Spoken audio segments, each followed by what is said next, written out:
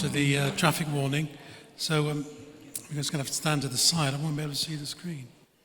Can you all hear me okay? So what I'd like to do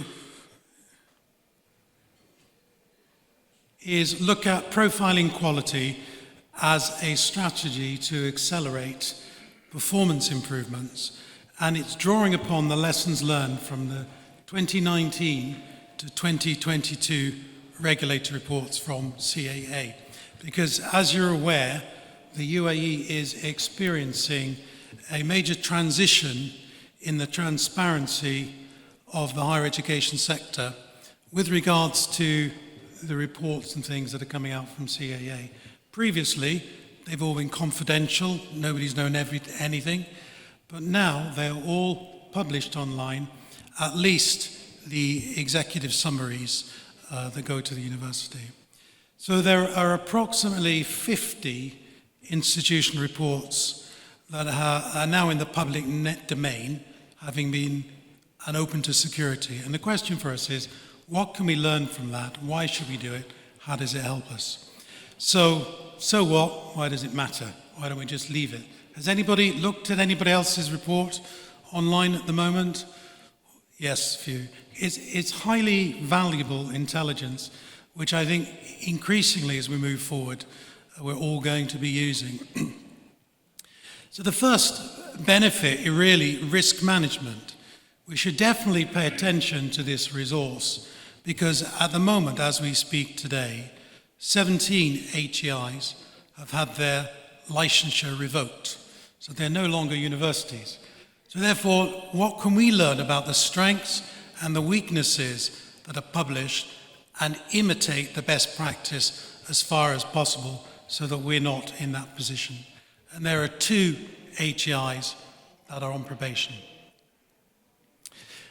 So the second aspect of why this is important is we can learn from the strengths and mitigate against the weaknesses or overcome the weaknesses before they're weaknesses. And thirdly, is very helpful empirical information for things like self-studies and countdown plans for review. We always do countdown plans when we have the regulators coming in. We practice what they might say to us and how we might respond, and that sharpens our skill set ready for the visits. And number 4, it informs operational units' performance measures. And this really is the major focus of where we're going today. It's on performance of operational units and how we can use this information to drive those improvements and standards in what we're calling a planning and performance framework. So if we're just going to look at some examples, the strengths and weaknesses. I've divided it into a range of dimensions such as vision and mission and strategic planning, so that we get a feel of the sorts of things they're saying. So the first thing that's coming out as a strength is a strong vision, mission, values and objectives. Our challenge, of course, is that's all we know from the report. We don't know what makes it strong, what makes it a powerful tool for us to use. But we do know, okay, we're going to try and emulate that. We're going to try and make sure we have a strong vision, etc., etc. Second, they often comment on substantial progress since the last review. So when they're looking back 5 years, they're saying, this is where you were 5 years ago, and you've made good progress without them. How do you document that? I would suggest you have 5 years ago and a now presentation to show. This is where we were 5 years ago, this is where we are now, so that you can demonstrate that journey of substantial progress. On the other hand, the weaknesses, which you might find a bit surprising, is no mission-driven goals and objectives at all. Incidentally, these are just snippets from the 50 reports that are published online between 2019 and 2022. They're not from the same university or anything like that. It's just to give us an indication of what we can do with information. Second, omitted mission, vision, and objectives from institutional documents, which is a very easy thing to do if you're not already stating your mission, vision, and objectives within key documents, the catalogue, etc., etc., perhaps the policies and procedures manual. Start doing it, because it's an easy win that we can. There's plenty other things to worry about than these things as well. So when we look at the strategic plan, they refer to a comprehensive strategic plan. Again, we're going to have to make a judgment on what that means. Yes, we know you're going to have your vision and mission in there. You're going to have your objectives. You're going to have your KPIs and your measures and the measurement and when you want to achieve it by. And this is, I would have thought that was normal, but they're praising that as comprehensive. Second, bottom-up and top-down involvement in planning. This is an interesting aspect. In my experience, mostly, this has been a top-down thing. I don't know what yours has been. Usually the strategic manager has just said, this is the strategic plan, get on with it. But in some institutions, where if you go online and look at some of the American ones particularly, the amount of time they spend in gathering views from everybody, top-down and bottom-up, is quite extensive. So it's not just a management-led approach, it's a faculty and support staff-led approach as well, everybody involved in the process. This was an interesting one, a 5-year strategic plan that included 7 aspects of research and scholarship in all different programs. So personally, I would like to know what that means in practice, how that university laid that out so that that was recognized as a strength and what it meant as a strength within the strategic plan. On the weaknesses, this was quite bizarre. All strategic goals met in 1 year. Well, a strategic plan is mostly 5 years. It can be shorter, but mostly they're 5 years. So how can you possibly meet the strategic plan in 1 year? And if you're doing that already, now is the time to make the amendment, because the strategic plan cascades over into the operating plan. And an operating plan is a 1-year document. So if you write a strategic plan where everything's met in 1 year, you've not written a strategic plan, you've written an operating plan because it's achieved in 1 year.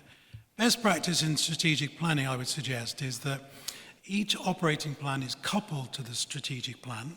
So let's say you've got an objective from the strategic plan, then you have a shackled objective from your operating plan, which is a 1-year document, but then you might have 5 1-year plans over the life of the strategic plan, all with different objectives, different measures, so that you demonstrate, that it's comprehensive and useful. Second weakness is poor alignment between the strategic plan and the organizational structure. So our expectation, at least, is that all the units that we have contribute to the strategic plan and are responsible for some aspect of it or another. It appears that that isn't always the case, and is something we need to look out for. Second, unclear strategic plan reporting. This is a particular topic of mine at the moment that I'm very interested in. Because if I were to say to you, how do you know if you're achieving your strategic plan? Most answers that I've had so far say, well, I know I'm achieving it because I'm achieving my operating plan. So if I'm achieving my operating plan over time, I must be achieving the strategic plan. And there is, of course, merit in that. There is merit in that. But I would suggest that we need to be directly monitoring and evaluating on an annual basis progress with the strategic plan itself. We move on to leadership. Strength was an ambitious transformation plan, which I think is pretty good. So when you look at where you're going, the direction of travel, is it genuinely ambitious? Or is it what we might call an also-ran scenario? We're just doing it lip service, perfunctory to make it happen. But it's not necessarily an ambitious transformation plan. This morning we've spoken a lot about the digital factors and ChatGPT and all that sort of stuff. That would be a case of, okay, that's a change that's coming, and you could well describe it as ambitious, etc., etc. Second, a comprehensive approach to determining and monitoring of risk, which somebody asked me about risk this morning. Risk fits within the governance management standard, and they're looking for that to be comprehensive. The worst risk plan I ever saw was one page of A4 with just a few dimensions and maybe one sentence in each area. Wasn't terribly good at all. The best ones that I've seen are indeed comprehensive, and they engage the various unit owners and risk owners at monthly or bi-monthly meetings to discuss and review where they are, monitor things. This was a bit surprising, but vacant high-level administrative positions. There's all sorts of things where the relationship visits have taken place. There's not been a president, chancellor, nobody from QA, all in different institutions. So it's more common than we think.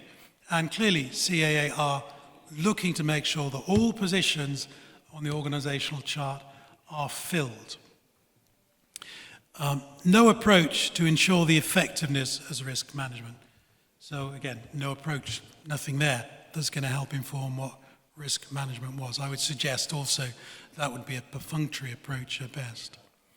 And that leads into weak operational plans. So if the strategic plan's not bold and strong enough, I wonder about the state of the operational plan and the coupling of the two, the coupling of the operational plan to the strategic plan. See if you can strengthen that. So if we go on to quality assurance, some strengths have been recognized as enhanced critical self-analysis. So ensure that your institutional effectiveness operations are genuinely making sure that the self-analysis is critical. So in other words, it rigorously criticizes what your strengths and your weaknesses are. A lot of people tend to think that being critical is what is being asked for. It's not so much that, it's a critical self-analysis. So that means genuinely open, transparent, laying everything out, and that you've identified everything. I used to say when we had our reviews, I wasn't the institution effectiveness person, but I used to say to the lead reviewer, I expect to know everything that's wrong before you come in. If you bring up something that I don't know, I will be genuinely shocked, because I think that's part of what a critical analysis is. Second, thorough review of policies, processes, and procedures for the purpose of improvement. I don't know where you are with yours. I've seen two extremes in the last 5 years. One where each policy and procedure was a separate document. And I think the best example was from a provider that had put their policies and procedures together into a policies and procedures manual, which is more common now, and where the manual itself is hyperlinked to each section, so you rapidly get to the information you want. And in addition with that, the PPM needs to reflect actual practice. It needs to say what we actually do. If you say something in your policy that you don't do, you're going to get criticized for it. So how you review that is up to you. In our institution, all of the policies and procedures are reviewed annually, so they're no more than 1 year old and have been reviewed and updated if necessary. But obviously we don't do it all at once. Once a month, the Policies and Procedures Standing Committee will review, let's say 5 or 6 of them, and then over the year, they all get done. Weaknesses: complex QA system with uncertainty on responsibilities, silo working, and no clear organizational-wide QA enhancements. So at the end of the day, I think the closing remark there is the most telling. At the end of the day, the QA practice must lead to improvement. And if it doesn't, I would suggest a little bit more work to do to bring that out. I'll be interested in knowing how people do it, whether you use a quality improvement action plan or use some critical reviews by departments and things which get cascaded up into a QA process overall. And second, chronic understaffing and turnover in the QA office. So it's a bit of an own goal if you go to review and your QA office is understaffed. They're going to criticize you for that. And because of that, they're going to look for weaknesses as to why that's the case. On the self-studies, which we all have to write, a strength has been described as a comprehensive self-study, so very detailed and informative. Second, a good quality self-study. Not sure what some of these terms means. As you know, we now have the procedural manual as a guide, so we know what the framework is we're writing to. What we have to do is write to it, but it appears that that's not always the case. And weaknesses, poorly written and much irrelevant information. What I've seen here in my institution is you have a statement about X, and the narrative writer, which again will be the information owner, will, instead of answering the question about X, he'll say, I want to tell you about A, B, C, and D, and then 3 pages later, it'll get round to X. And it's not necessary, just talk about X, if X is what's required. Inadequate framework to determine program effectiveness. Now, you know the standards do say what should be in the effectiveness framework for programs, but it appears it's not always being used. So don't shoot yourself in the foot. Make sure you use all the resources we have, including information from the CA website, to guide what we're doing. No use of impartial external evaluators of programs. I don't know if anybody is using impartial external evaluators at the moment, but it seems to be something which we are hearing increasingly. Yes, we have our APACs, Academic Program Advisory Committees, or whatever you call them, and that clearly is independent advice. But we're getting the strong impression, as they're talking to us, they're looking for something more than that, some expert from somewhere, maybe even overseas, or perhaps another AACSB, if that's who you're registered with, somebody from then to guide you. On teaching and learning, they've praised heavy investment in teaching and research facilities. I'll come back to that in a minute. I don't know if you use external reviewers of teaching and learning, sometimes called OTL, Observation of Teaching and Learning Process. That sometimes works well because it's genuinely independent. And the research facilities, I want to come back to in a minute as we go further. The weaknesses, no analysis of the effectiveness of research policy and remedial programs. And just to remind you, the standards state in 2 places, broadly speaking, everything needs review. Everything, academic and non-academic, needs to be reviewed. And this is the place where you should do that. And in this case, the criticism was, well, the research wasn't reviewed, and neither were the remedial programs. So moving on to highlights from other standards. First of all, the research one, they praised increased emphasis on research, and they've also criticized insufficient financial support for research.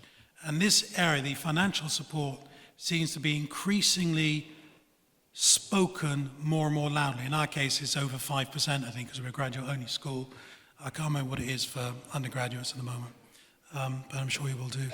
And it's making sure that research budget's in place and the support is used. And wisdom, I think, is needed there. Looking at the health and safety and environment, some of these I find rather bizarre. A centrally located campus. Why is that a strength? Don't know. I would say it's more about whether people are learning and obtaining their qualifications. And second, a well-maintained campus. Yeah, I can go with that because I think the quality of provision where people are studying and the resources is important. I mean, there's nothing worse than going into a college where the corridors are filthy, or you go into the loo and it's not been cleaned and there's no towels. So these things are important. In fact, we used to say in the UK, we knew if the regulator was coming in because the university had been repainted that year. Like that one. Yeah. No separate male and female recreational facilities. I think this mostly depends on which emirate you're living in and whether this is an important issue or not. But this was nevertheless a comment made. Finance, commendable stability and fiscal resources means the accounts are looking in order. And second, strong financial backing. Mostly the strong financial backing one appeared to be coupled with various chambers of commerce in the different emirates, where the Chamber of Commerce had a vested interest and was providing support, as well as, of course, some of the federal universities where the support is provided as well. The weakness is unrealistic 5-year financial forecast, and that's coupled with a large variance between planned and actual budget expenditure. So if you're budgeting X and you're spending Y, why is there a difference? Usually it's an underspend, and they will follow this up with, what's wrong with your budgeting process? There must be something wrong with your budgeting process because there's an unrealistic financial forecast. This is what they're saying. They use one as evidence for the other. So some nimble footwork from your finance people there. Now, as I mentioned to you, the main focus for me of using this was to look at the effectiveness of performance measures for all the units that sit within the university. So, for instance, from those 50 reports, we disaggregated the stuff about finance, which now becomes empirical, evidence-based information, and I used, in this case, 4 of those judgments within the performance measure, within the planning and performance framework for finance. So good management of finance with strong financial controls and operations, management and revenues. Once again, these all came from the empirical evidence. None of this is made up. Robust and realistic 5-year forecasting. So we've taken the judgment I just showed you about the bad forecasting, transmogrified it to make it a useful performance measure for us in finance. Well-reasoned arguments for the difference between planned and actual expenditure. So where there is a difference, it must be explained. And it's best practice, I would suggest, to explain it in your annual reporting internally so that when a review comes, you're already up to speed. Of course, we felt, it might have been that the 2020 situation put the financial plans out, but you will have to tell that story to make it sensible to them. Robust and realistic 5-year financial forecast, as previously. Well-reasoned arguments for the difference between planned and actual expenditure. I think I might have skipped these, didn't I? And sufficient financial support for research. The support for research seems to be, again, it seems to be a big one. They want that 5% spent. They won't accept the SHED's definition of what research expenditure is. They don't accept that. They've got their own. They say we do things different ways. So be aware of it. A second example, just to share with you, is student services. And this was to adhere to admissions requirements, excellent student record keeping, a successful student council, and an up-to-date student outcomes data. I got a bit frustrated with the student outcomes data. You know, what is the two? It's